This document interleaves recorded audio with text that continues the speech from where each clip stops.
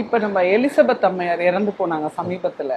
அவங்கள நீங்க பார்த்து கை குலுக்கிறதுக்கே ஒரு வாரம் ட்ரைனிங் கொடுப்பாங்களாம்.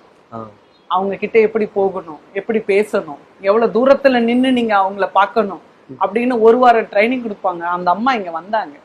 வந்து காமராஜர் ஐயாவுடைய பேரை கேட்டு இவ்வளவு பண்ண முடியுமா, ஒரு மக்களோட மக்களா நின்னு நீங்க இவ்வளவு வேலைகள் பண்றீங்களா அப்படின்னு கேட்டு, நான் தான் ஐயாவுக்கு பரிமாறுவேன் அப்படின்னு சொல்லிட்டு உணவை எடுத்துட்டு வந்து பரிமாறுறாங்க.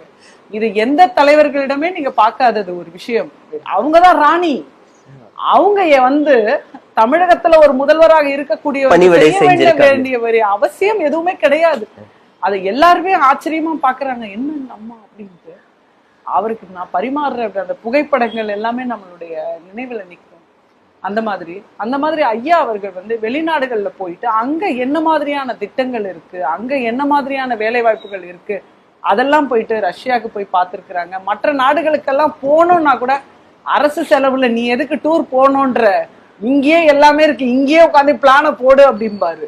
அந்த வெளிநாட்டு பயணங்களை கூட பெரிதளவு விரும்புறது கிடையாது. எல்லாரும் இங்க வரட்டும், இங்க வந்து பேசட்டும் அப்படிங்கிறத ரொம்ப இதுவா இருப்பாரு. இங்க மதுரையை பாருங்க பாரு.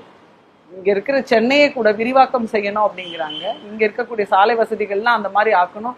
நாங்க எல்லாரும் லண்டன் போயிட்டுங்க ஐயா அப்படின்னு ஆரம்பிச்சாங்களாம்.